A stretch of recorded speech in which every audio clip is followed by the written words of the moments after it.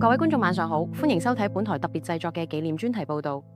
今日我哋懷住沉痛而又敬重嘅心情，向你報導一則令香港商界為之震動嘅消息。被譽為香港四大才子之一嘅傳奇富豪、商界巨擘蔡先生蔡瀾，已經於2025年6月25號傍晚時分喺香港養和醫院安詳離世，享年83歲。並探討佢留俾香港呢座城市嘅深遠影響同精神遺產。蔡先生嘅屋企人透過其官方社交媒體平台發布內告，證實呢位喺商界叱咤風雲數十載嘅傳奇人物，係喺至親好友嘅溫馨陪伴之下，喺香港最負盛名嘅養和醫院特護病房內，平靜安詳咁行完咗人生嘅最後旅程。特別值得我哋注意嘅係，根據蔡生生前親筆簽署嘅遺囑文件，佢明確表達咗希望以最簡單、最低調嘅方式處理身後事嘅意願，唔單止唔舉行任何形式嘅公開悼念儀式，甚至連傳統嘅追思會亦都一併取消。呢一種徹底嘅低調作風，同佢一生中始終保持嘅特立獨行、不隨波逐流嘅處事風格，可謂一脈相承，完美體現咗佢離去無牽掛嘅人生哲學。當我哋回顧蔡先生波瀾壯闊嘅一生，可以話處處都充滿咗令人驚嘆嘅傳奇色彩。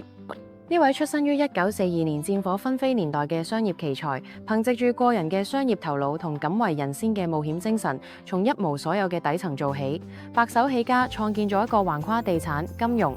零售等多個領域嘅龐大商業帝國。佢同另外3位同樣成就非凡嘅商界巨頭一齊，被香港媒體冠以四大才子嘅尊稱。然而鮮為人知嘅係，蔡先生本人對呢個看似光鮮嘅稱號，其實一直持有保留態度。喺2019年接受《經濟週刊》獨家專訪嘅時候咧，佢就曾經直言不諱咁表示，呢個稱呼咧實在係言過其實啦。特別係將我同金融界德高望重嘅某某先生相提並論，呢種並列既唔合適都唔恰當。呢番坦率嘅言論，充分展現咗蔡先生謙遜務實嘅一面。蔡先生嘅私人生活選擇同樣充滿咗引人深思嘅話題性，其中最令人津津樂道嘅，莫過於佢堅持終身唔生育嘅個人決定。喺多次接受媒體採訪嘅時候咧，佢都以驚人嘅坦率態度表示：我從未對冇仔女嘅選擇感到絲毫後悔。講實話，我覺得自己嘅心理年齡始終冇真正長大，咁樣嘅心態點能夠負擔起養育下一代嘅重大責任呢？呢種喺華人社會中極為罕見嘅坦誠告白，唔單止展現咗蔡先生敢於挑戰傳統嘅勇氣，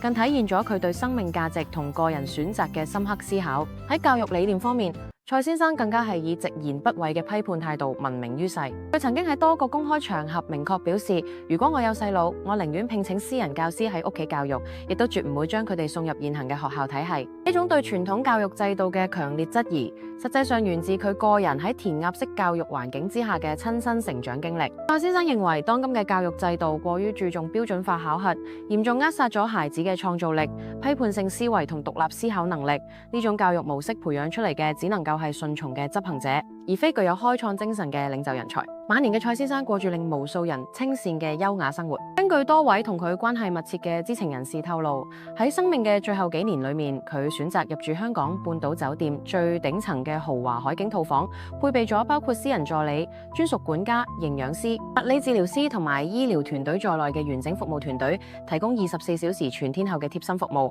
每月開支超過50萬港元。然而呢一種表面上嘅奢華生活，實則處處體現住蔡先生一貫嘅低調作風同對生活品質嘅極致追求，絕非簡單嘅炫富之舉。隨住蔡生嘅離世，香港四大才子嘅時代正式畫上咗歷史性嘅句點。回顧呢個稱號嘅由來，最早要追溯到1990年代香港經濟騰飛嘅黃金時期。當時4位喺唔同領域各領風騷嘅商界巨頭，各自創造咗令人矚目嘅商業奇蹟，被財經媒體並稱為四大才子，成為香港經濟奇蹟嘅最佳代言人。如今隨住最後一位成員嘅離世，呢個曾經響徹香港嘅稱號，亦都將會成為香港經濟發展史上一個不可磨滅嘅重要印記。喺輝煌嘅商業成就之外，蔡先生獨特嘅人生哲學，尤其值得我哋深入思考與借鑑。佢成日對身邊人話：人生最重要嘅唔係盲目追求外在嘅成功標準，而係要活得自然、真實、無愧於心。呢句看似簡單嘅話語，或許正係對佢特立獨行一生嘅最佳詮釋。從不隨波逐流，始終堅持自己嘅價值判斷，即使面對成個社會傳統觀念嘅強大壓力，亦都從不妥協讓步。呢種難能可貴嘅精神品質，正係蔡先生留俾我哋最寶貴嘅精神財富。據多位同蔡先生關係密切嘅知情人士透露，儘管坐擁令人啜舌嘅巨額財富，佢晚年最為看重嘅卻係精神層面嘅自由與充實。佢尤其鍾情於中國傳統茶道，對東方樹葉茶情有獨鍾，常常以茶喻人生。一壺好茶就好似一段精彩人生，需要時間慢慢沉澱，經歷適當嘅磨礪同等待，先至係能夠喺最自然嘅狀態下散發出最純正嘅韻味啦。呢種對生活品質同精神境界嘅極致追求，遠比對物質財富嘅簡單積累更能夠體現蔡先生嘅人生智慧。值得注意嘅係，蔡先生晚年嘅健康狀況其實一直保持得相當良好，直到去世前1年。呢位83歲高齡嘅長者仍然保持住清醒嘅頭腦同埋旺盛嘅精力，能夠獨立處理重要嘅商業決策。最終嘅離世嚟得突然，卻又平靜祥和。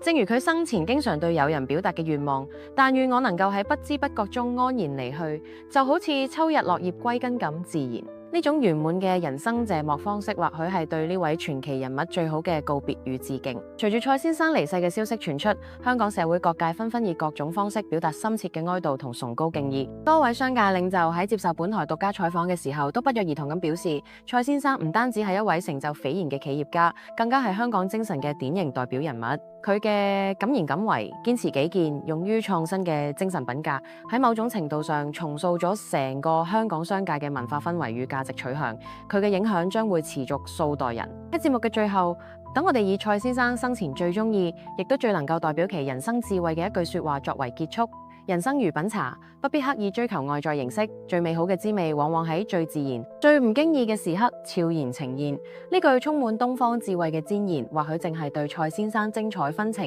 而又特立獨行嘅一生最為貼切嘅詮釋與總結。感謝各位觀眾收睇本期嘅特別紀念報道。呢位與眾唔同嘅商界傳奇，雖然已經永遠咁離開咗我哋，但係佢留低嘅唔單止係龐大嘅商業帝國，更加有彌足珍貴嘅人生智慧與處世哲學。呢啲精神遺產將會繼續滋養影響住香港呢座佢心愛嘅城市。我係主播 Sandy，我哋下次節目再會，記得訂閱我哋頻道，發掘更多精彩內容。